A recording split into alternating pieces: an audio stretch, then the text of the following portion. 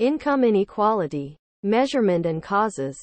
Poverty levels can be subjective based on the overall income levels of a country.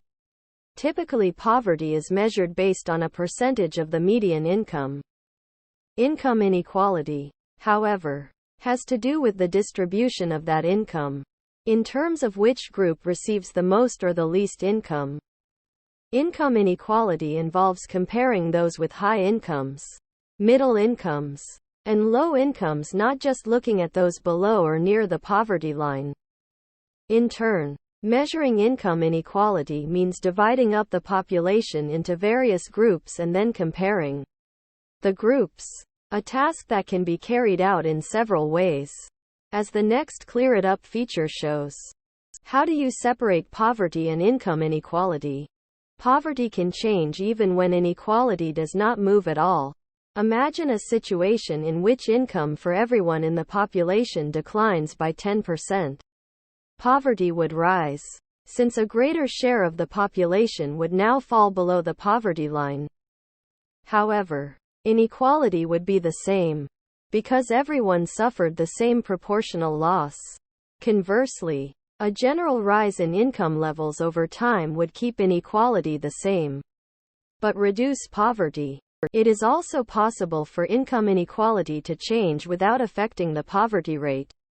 Imagine a situation in which a large number of people who already have high incomes increase their incomes by even more. Inequality would rise as a result, but the number of people below the poverty line would remain unchanged. Why did inequality of household income increase in the United States in recent decades?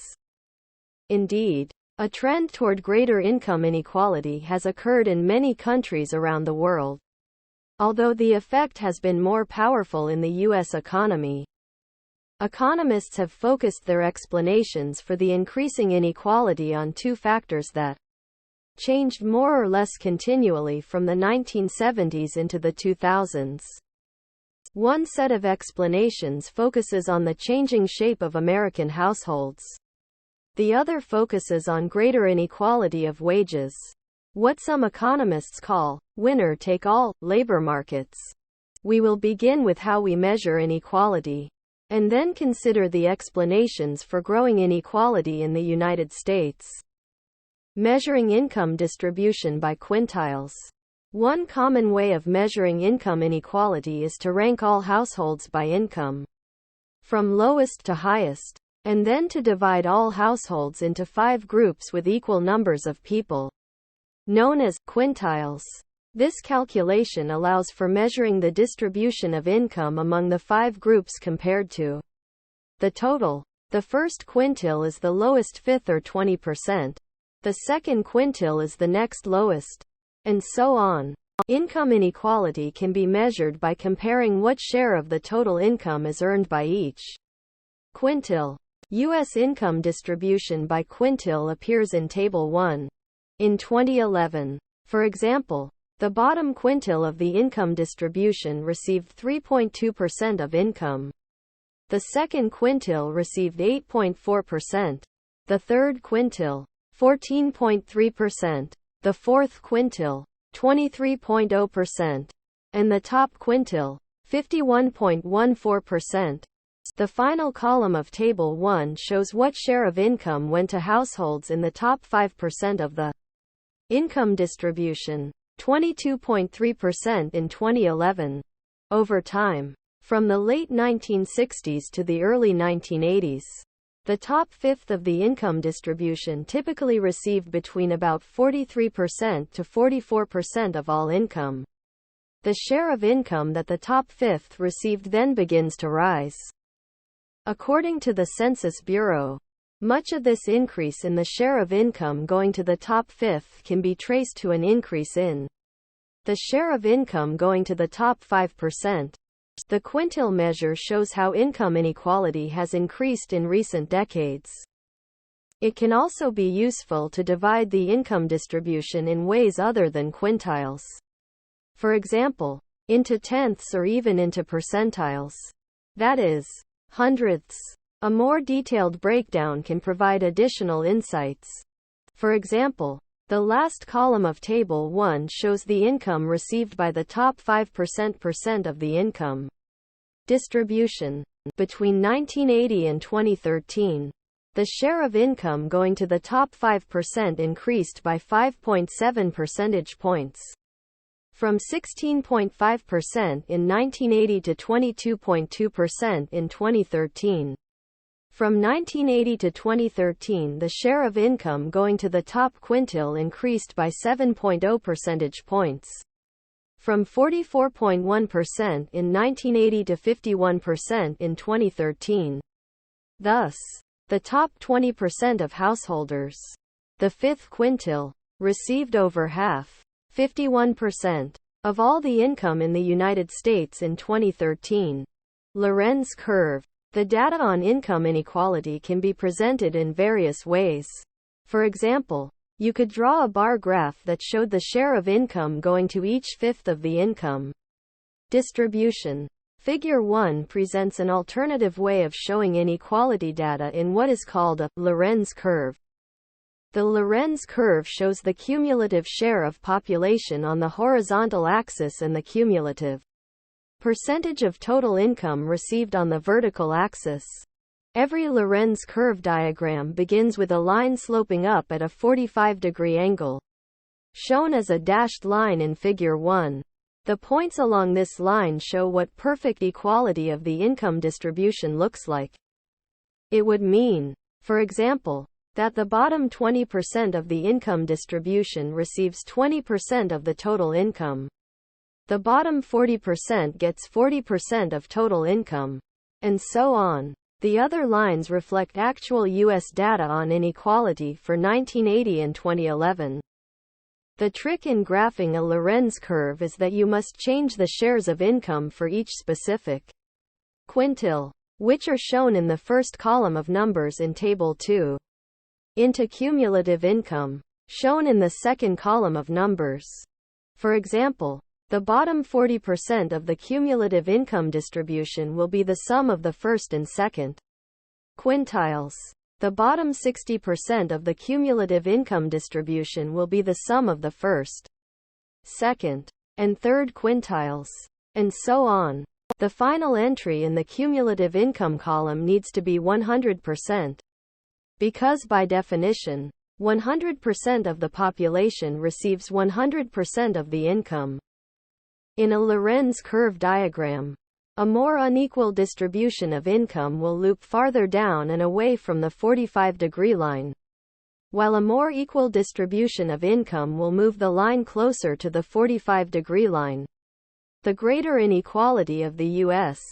income distribution between 1980 and 2013 is illustrated in Figure 1 because the Lorenz curve for 2013 is farther from the 45-degree line than the Lorenz curve for 1980.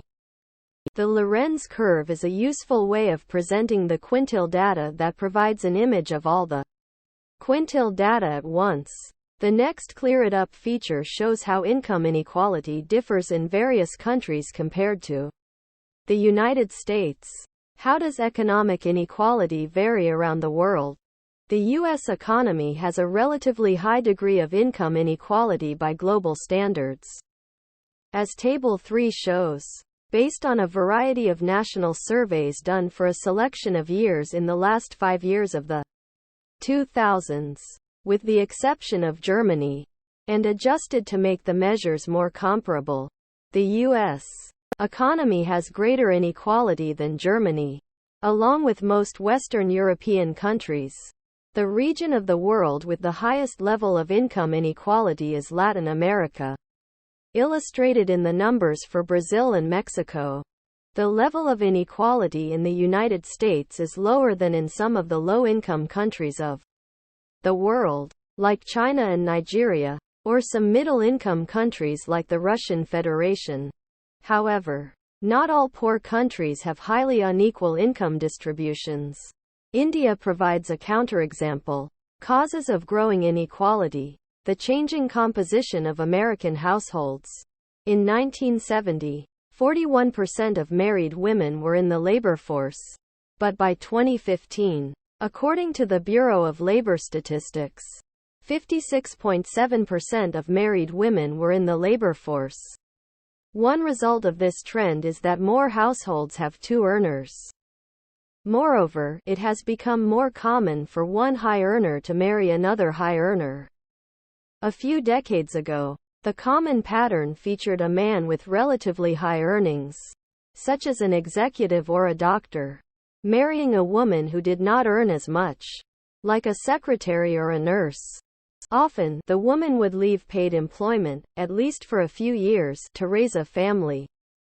However, now doctors are marrying doctors and executives are marrying executives. And mothers with high-powered careers are often returning to work while their children are quite young. This pattern of households with two high earners tends to increase the proportion of high-earning households. According to data in the National Journal, even as two-earner couples have increased, so have single-parent households. Of all U.S. families, 13.1% were headed by single mothers. The poverty rate among single-parent households tends to be relatively high.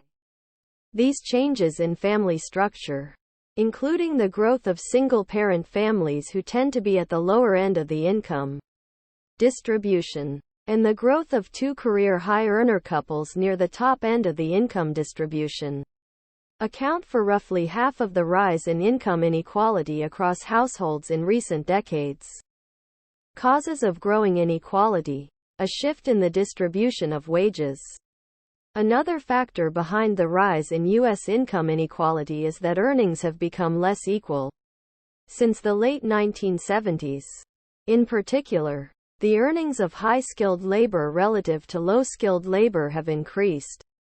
Winner-take-all labor markets result from changes in technology, which have increased global demand for stars, whether the best CEO, doctor, basketball player, or actor. This global demand pushes salaries far above productivity differences versus educational differences. One way to measure this change is to take the earnings of workers with at least a four-year college bachelor's degree, including those who went on and completed an advanced degree, and divide them by the earnings of workers with only a high school degree. The result is that those in the 25 to 34 age bracket with college degrees earned about 1.67 times as much as high school graduates in 2010, up from 1.59 times in 1995. According to U.S. Census data, winner-take-all labor market theory argues that the salary gap between the median and the top 1% is not due to educational differences. Economists use the demand and supply model to reason through the most likely causes of this shift. According to the National Center for Education Statistics, in recent decades, the supply of U.S. workers with college degrees has increased substantially. For example, 840,000 four-year bachelor's degrees were conferred on Americans in 1970. In 2009-2010, 1,602,480 such degrees were conferred, an increase of about 90%. In Figure 2, this shift in supply to the right, from S0 to S1, should result in a lower equilibrium wage for high-skilled labor. Thus, the increase in the price of high-skilled labor must be explained by a greater demand, like the movement from D0 to D1. Evidently, combining both the increase in supply and in demand has resulted in a shift from E0 to E1, and a resulting higher wage. What factors would cause the demand for high-skilled labor to rise?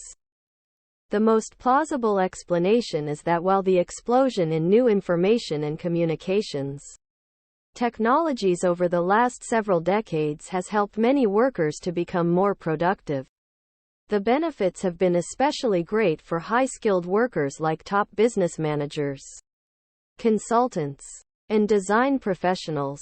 The new technologies have also helped to encourage globalization, the remarkable increase in international trade over the last few decades, by making it more possible to learn about and coordinate economic interactions all around the world.